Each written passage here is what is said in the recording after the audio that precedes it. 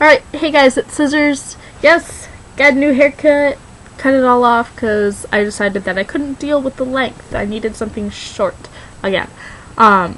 So today I'm doing a series of book reviews for you. These are not book recommendations. Don't confuse me there, because there's actually, I think, one book in here that I do not like, and I'm going to talk about it. And the rest of them I'm either indifferent on and think that they're worth reading or love. I'm going to try to do this in one take without having to edit, so I'm sorry that this isn't edited, but I'm sick and don't really feel like editing right now, but I do feel like putting up a video. And so we're going to try to do this, and we're going to try to do it without a whole bunch of and but see, I got it out of my system. So let's go. First book, Modern Wicca, A History from Gerald Gardner to the Present by Michael Howard. I haven't gotten to the present yet because I haven't finished it because it takes forever to read because it's very dense. However, I love this book. I was very pleasantly surprised by it. It didn't look that impressive on Amazon, although I didn't read any of the reviews before I bought it, which is very strange. I should start doing that a lot more. However, phenomenal book. There are so far either 3 or 4 technical errors, mostly like accidentally do space comma word instead of, comma space word, but that doesn't really matter. I just think it's kind of funny that I found 4 of them so far. But anyways, yes, looks at the history of Wicca from a pretty good range of views. Talks about, this is the general consensus, this is what Gardner said, this is what Valiente said, this is what all these different people have said. Michael Howard has known a lot of the people that he speaks about in here, or has spoken with, because there's a lot of personal interviews in here, which is awesome. Also, in-text citations. Oh my god, like I can open up to just about any page,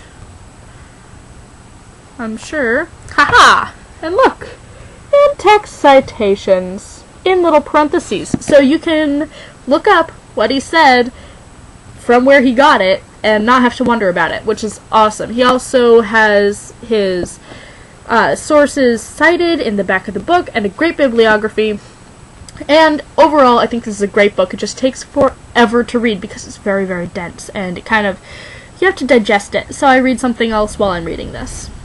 It goes for $20 in the US, $22 in Canada, or $23. Pretty awesome book. I bought it used. Buy it used. But I would actually buy this new if I knew how awesome it was.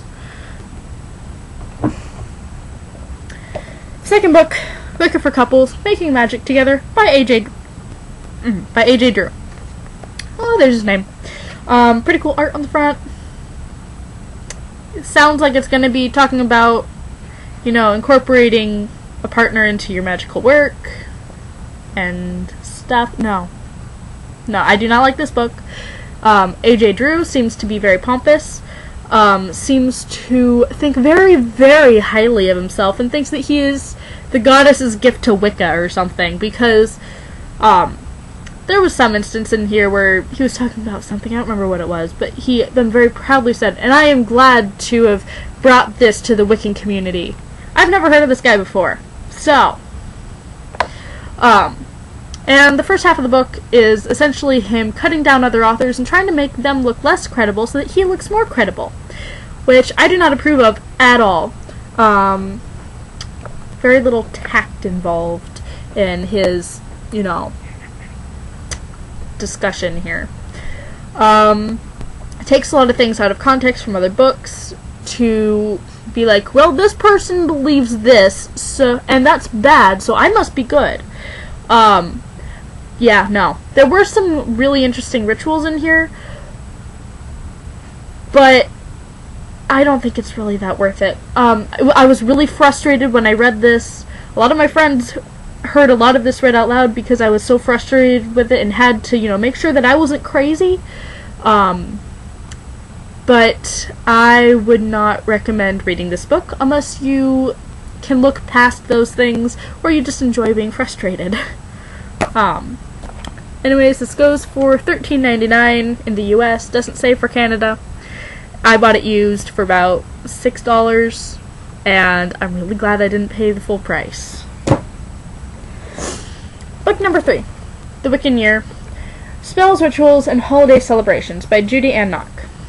Pretty good book. It's not a sit and read all the way through book. It's not a cover-to-cover book. It's the kind of book where, hey, this Sabbath is coming up. I'll read that chapter in this book this month before the Sabbath occurs. It looks at the Sabbath from a very astrological standpoint and mostly Greek and Roman mythology. I'm not really one for mythology, unfortunately, so I actually can't tell you which.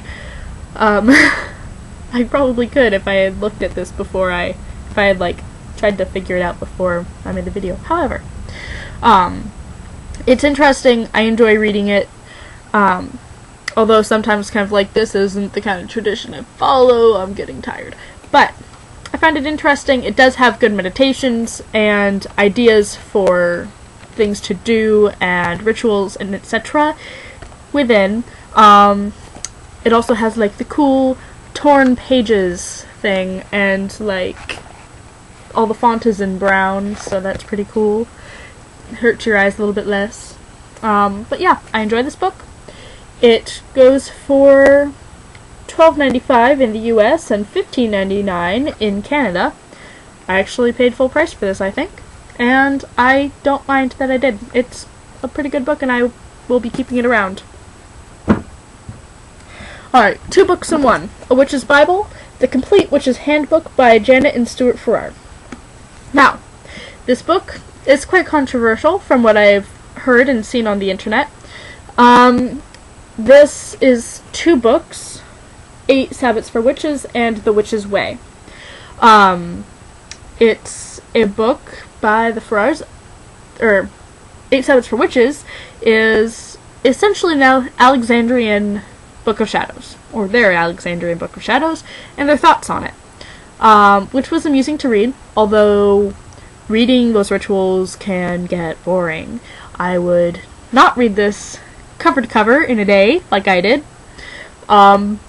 because it's boring. Parts of it are very interesting, and I do think that it is definitely something that people should read, or consider read, or read parts of, although I suggest reading the full thing. This is a book that a lot of Christians and people who don't agree with Wicca or paganism will pull out and use bits of it to try to make us look less credible, or try to talk people out of it, being like, they talk about sex, and sex is bad. Okay, well, if you read the book, you would understand a little bit where they're coming from, and understand that they're not saying that you have to have sex during ritual. That's just a possibility, and that's what occurs in their own coven and whatnot. At the time that they wrote The Witch's Way, they are no longer Alexandrian, and I have not finished that book yet because it's not exactly a cover-to-cover book. It's more of here's a section on running a coven, and a section on witchcraft and sex, and myth, ritual, and symbolism. I'm just reading the titles from the page. The Ethics of Witchcraft. And as I'm interested in those chapters, I will read them. I've read about half of it so far. It's good, but still a lot of ritual, and reading old rituals can be very boggy. But it's good. Anyways, I recommend it. It's $26.95 in the US. It doesn't say for Canada. I bought it used for, I think, like $7, including shipping. Something around there. And if I can find out who I got it from on Amazon.com, I will put the link, like, here and down there. But if it's not here, that's because I can't find it, or I just haven't put it up yet. Because those people sent it to me, like, 2 weeks before they were supposed to.